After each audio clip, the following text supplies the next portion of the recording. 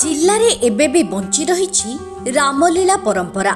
सहर तथा जिल्लार विभिन्न गाँ मानकरे राम नवमी ठारू आरंभ हुए रामलीला। ଏହି ପରମ୍ପରାକୁ ବଞ୍ଚାଇ ରଖିବାକୁ ଉଦ୍ୟମ ହେଉଥିବା ବେଳେ ଏଥିରେ ଏକ ବଡ଼ ଭୂମିକା ନେଇଥାନ୍ତି ରାମଲୀଳାରେ ବ୍ୟବହୃତ ହେଉଥିବା ମୁଖା ତିଆରି କାରିଗର।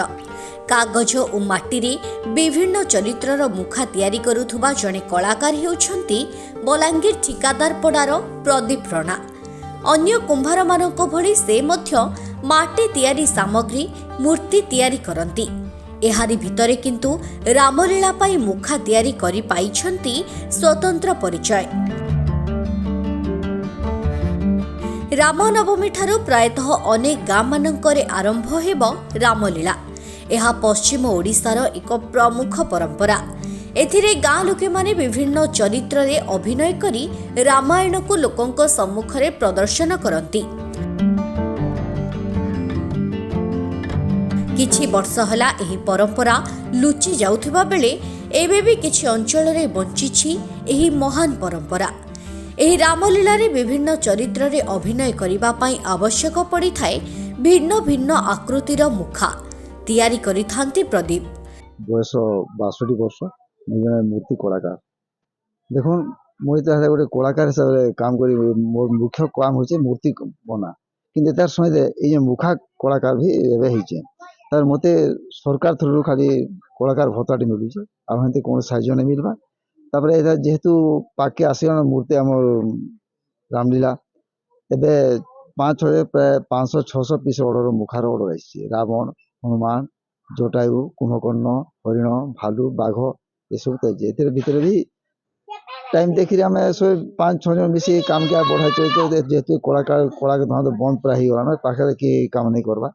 ତାହେଲେ ମୁଇଁ ମୋର ସମସ୍ତ ଯେତେ ଆମର ନାଟକ ଭାଇ ବନ୍ଧୁ ଅଛନ୍ତି କଳାକାର ସବୁ ଅନୁରୋଧ କରୁଛେ ଯେ ସବେ ଆସିକରି ମୋର ସହିତ ଯୋଗାଯୋଗ କରୁନ୍। ସେମାନେ 2 ପଇସା ନଉନ୍ ପାଇବେ, ଯାହାଦ୍ୱାରା ଏ କଳା ବଞ୍ଚି ରହୁ, ନାଟକେ ଆଗକେ ବଢ଼ୁନ୍। ଯେହେତୁ ଆମେ ଦେଖୁନ୍ ରାମଲୀଳା ପ୍ରାୟ ବହୁତ ଜାଗାରେ ହଉଥିଲା, ରାମଲୀଳା ପ୍ରାୟ ବନ୍ଦ ହେଇଗଲାନ। ଯଦି ଆମେ ସବୁ ମିଳିମିଶି ଯଦି ମିଶିକିରି କାମ କର୍ମା, ନାଟ ବି ଆଗକେ ବଢ଼ି ପାରବା। ଲୋକେ ଜାଣିପାରିବେ ଯେ ରାମଙ୍କର ଚରିତ୍ର କାଣା ଏ। ଏଥିରେ ଯେନେ ପାଠ ବି କରୁଛନ୍ ସେମାନେ ମୁଖା ପିନ୍ଧିଲେ ଲୋକେ ଦେଖେଇ ପାରିବେ। ନିଜର ତ ମୁଖ ଡାଇରେକ୍ଟ ନେଇ ପାରେ, ହନୁମାନ ମୁଖା ଲଗାଲା ପରେ ଯେନା ସେ ଯେ ଆକ୍ସନ୍ କରୁଛେ ସେ କରିପାର, ଆଗକେ ବଢ଼ିପାର। ପ୍ରଥମେ ମାଟିରେ ମୁଖାଟେ ଗୋଟେ ମାଟିରେ ମୂର୍ତ୍ତି ମୁଡ଼ ବନା ହେଉଛି। ସେ ମୁଡ଼ ଉପରେ ଆମେ ପେପର ଫିଙ୍ଗି ଦେଉଛୁ। ସେ ପେପରରେ କାଟିକି ଆମେ ମାଟିରେ ପାଣି ଗୋଟେ ପରସ ଦିଆହେଉଛି। ତାପରେ ପରସ୍ପର 10 ପରସ ମଇଦା ଅଠା ଦିଆହେଉଛି, ତାକୁ ଶୁଖା ହେଉଛି। ଶୁଖିଲା ପରେ ଟାଣ ତାକୁ ବାହାରକୁ ଅଣା ହେଉଛି, ତାକୁ କଞ୍ଚିରେ ସାଇଜରେ କଟା ହେଉଛି। ତାପରେ ରଙ୍ଗ ଦେଇକି ଆମେ ତାକେ ପ୍ରସ୍ତୁତ କରୁଛୁ। କାର୍ତ୍ତିକ ମାସରୁ ସେ ମୁଖା ତିଆରି କରିବା ଆରମ୍ଭ କରନ୍ତି। ଘର ଘର ବୁଲି ପେପର ସଂଗ୍ରହ କରିଥାନ୍ତି। ତାକୁ ପାଣିରେ କିଛି ସମୟ ରଖିବା ପରେ ସେଥିରେ ଅଠା ଦେଇ ବିଭିନ୍ନ ଆକୃତିର ମୁଖା ତିଆରି କରନ୍ତି। ତାକୁ ଖରାରେ ଶୁଖାଇବା ପରେ ରଙ୍ଗ ବୋଳି ବିକ୍ରି କରିଥାନ୍ତି। ଜିଲ୍ଲାରେ ସେ ଏକମାତ୍ର କଳାକାର ଯିଏକି ଏଭଳି ମୁଖା ତିଆରି କରୁଥିବା ଜଣାପଡ଼ିଛି। ତାଙ୍କଠାରୁ ବଲାଙ୍ଗୀର ସହର, ଜିଲ୍ଲା ତଥା ଜିଲ୍ଲା ବାହାରର ବ୍ୟବସାୟୀମାନେ ଆସି ଏହି ମୁଖା କିଣିଥାନ୍ତି। ଖର୍ଚ୍ଚ ଓ ପରିଶ୍ରମର ମୂଲ୍ୟ ମିଳୁନଥିଲେ ସୁଦ୍ଧା ବୟସ ଅପରାହ୍ନରେ ସେ ପରମ୍ପରା ଓ କଳାକୁ ବଞ୍ଚାଇ ରଖିବାକୁ ତାଙ୍କର ଏକ ପ୍ରୟାସ ବୋଲି କହନ୍ତି ପ୍ରଦୀପ। ନିଜ ଘରେ ଏହି ମୁଖା ତିଆରି କରିଥାନ୍ତି। ବ୍ୟବସାୟୀମାନେ ଘରକୁ ଆସି ମୁଖା କିଣି ନେଇଥାନ୍ତି। ମୁଖା ତିଆରିରେ ତାଙ୍କୁ ସହଯୋଗ କରନ୍ତି ତାଙ୍କ ଝିଅ ଓ ତାଙ୍କ ସ୍ତ୍ରୀ। ମୁଁ ଗାଇନିକ ସ୍ପେଶାଲିଷ୍ଟ ଅଛି। ନାଇଁ ଆମେ ରାମଲୀଳା ତ ରାମଲୀଳାକୁ ଆମେ କ'ଣ ସାହାଯ୍ୟ କରିବୁ? ରାମଙ୍କର ଆଶୀର୍ବାଦରେ ହିଁ ଆମେ ଆମ ସମସ୍ତଙ୍କର ଜୀବନ ଗଢ଼ା। କିନ୍ତୁ ଗୋଟେ ପରମ୍ପରା ହିସାବରେ ଆମର 150 ବର୍ଷ ଧରିକରି ବଲାଙ୍ଗୀରରେ ରାମଲୀଳା ବିଭିନ୍ନ ଅଞ୍ଚଳରେ ଆହୁରି ବି ପୁରୁଣା ଥିବ।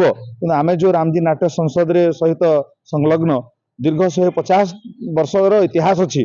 ସେଥିରେ ପୁରୁଣା କାଠର ମୁଖା, ପୁରୁଣା ନୃତ୍ୟ ଶୈଳୀ ଯେଉଁଟା ପାରମ୍ପରିକ ଶୈଳୀ, ପୁରୁଣା ଗୀତର ଶୈଳୀ ସବୁ ସେ ଭିତରେ ଛନ୍ଦବଦ୍ଧ ହେଇକରି ଅଛି। ସେଗୁଡ଼ାକୁ ଆମେ କିଛି ବର୍ଷ ଯେଉଁ ବନ୍ଦ ହେଇଯାଇଥିଲା, ଏ ଅଞ୍ଚଳର ବାସିନ୍ଦା ସମସ୍ତେ ଆମେ ତାକୁ ଝୁରି ମରୁଥିଲୁ। କିନ୍ତୁ ପୁଣି ସମସ୍ତଙ୍କର ମନରେ ଭଗବାନ କେମିତି ଗୋଟେ ସରସ୍ୱତୀ ସମସ୍ତଙ୍କର କଣ୍ଠରେ ବସିଲେ, ସମସ୍ତେ ପୁଣି ଏକଜୁଟ ହେଇକରି ତାକୁ ଆଉଥରେ ପୁଣି ପୁନରୁଜ୍ଜୀବିତ କରିକି ସମସ୍ତଙ୍କ ସହଯୋଗ ଗତ 2 ବର୍ଷ ହେଲା ମଞ୍ଚ ପରିଚାଳନା କରି ଆସୁଛୁ। ଆଉ ଆପଣମାନଙ୍କର ସମସ୍ତଙ୍କର ସହଯୋଗ ବି ସେଥିରେ ରହିଛି। बहुत खुशी लगुच से सब कार्यक्रम में भाग नहीं देखते आज्ञा गोटे समय थिला खाली आम मुखा को कहीं जीवा आमर कोणार्क पुरी मंदिर को देखले पथर भी लोक कारुकार्य करुले किंतु एमती समय थिला काठरे भी कारुकार्य करुले किंतु धीरे धीरे आमर आधुनिक शिल्प प्लास्टिक ए सब जिनिस आसला परे सहज साध्य उपाय करिकी कागज प्लास्टिक ए सब आपण माने रंग खेल समय विभिन्न समय देखुथिबे किंतु काठर मुखार जो गोटे गांभीर्य रही जमती पथर रे गोटे मूर्तिटे तैयारी कले तार जो गांभीर्य वैशिष्ट्यता रही सेमती काठर मुखारे भी तार गोटे जो निजको गोटे पिंधिला लोक को देखला लोक गोटे अलग प्रकार अनुभव हुए किंतु सब बेले सेमती कलाकार तो पाइबा नहीं किंतु वर्तमान परिस्थिति रे जो आमर कलाकार भाई माने अति कम रे कागज रे भी निर्माण करके से आमर संस्कृति को बंचे रखिछंती तांको भी हमको धन्यवाद देवा पड़िबो जुग अनुसार जहाँ भी मिलूची आमर संस्कृति को सेटा भी किसी कम नुहे से भी आम आमर रामलीला नाटक परिचालना करि पारुछु विभिन्न अनुष्ठान माने तांकठू मुखा माने किणिकी विभिन्न असुर हनुमान शूर्पणखा ए सब गुड़ाक नहीं कम से कम संस्कृति को बंचे रखी पारिछंती सेटा कौन कम कथा से भी आम बहुत खुशी किंतु जदि के काठ कारीगर बाहर आकू नेबे ताहले भी आम तांकु भी प्रोत्साहित करिवु आम और नुआ काठ मुखा मैंने भी आणबू